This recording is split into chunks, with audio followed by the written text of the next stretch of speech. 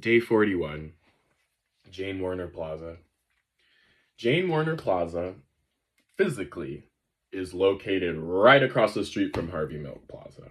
So when you get to the Castro, it will be very obvious. It will be very, very, very obvious because there's a huge rainbow flag that's waving pretty much on top of Harvey Milk Plaza, like removed, like higher up a little bit, so not at the, obviously not at the level where people are going to the transit center, etc., or where the Soul Cycle is.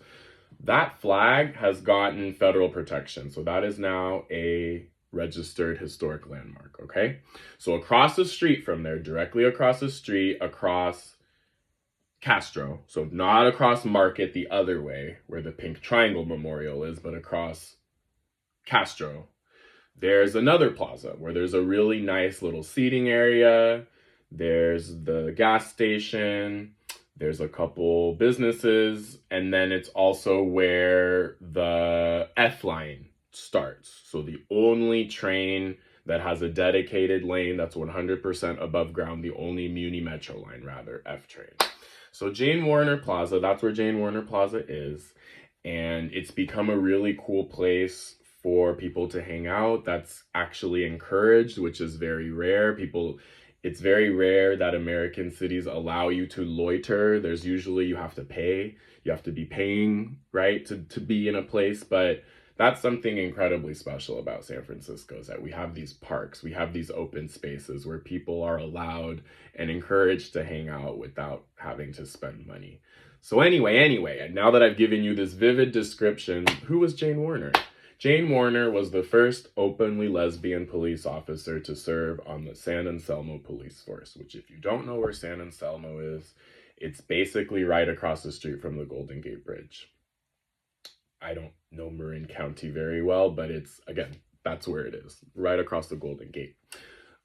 Jane Warner was a police officer, like I said, and she did foot patrols in the Castro, and then the neighborhood right next to the Castro is Noe Valley.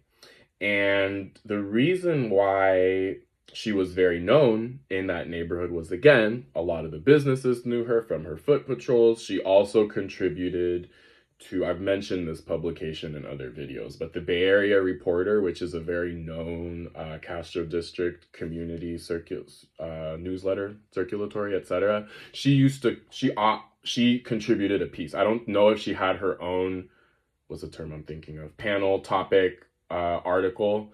I don't know if she had her own contributions, but her own dedicated space is what I'm trying to say, but she was a frequent contributor to the newspaper, the Bay Area Reporter. Jane died very young. I think she died like she was only 54, and she died of breast cancer.